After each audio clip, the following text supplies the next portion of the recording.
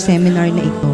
Magandang araw po sa inyong lahat. Ako po si Sister Josie, member po ng Children of Light Community. Catholic po yun, ha? Alam niyo po, maraming pagbabago nangyari sa akin nung ako umating po ng LSS. Dati po umiiyak ako pag may problema, pero nung napasok po ako at naka-attend ako ng LSS, ang daming pagbabago. Lalo akong naging matatag, lalo akong naging palaban sa mga problema, at palaging pinapasok ko sa isip, kaya ko yan dahil na kay Lord na ako. Yun po.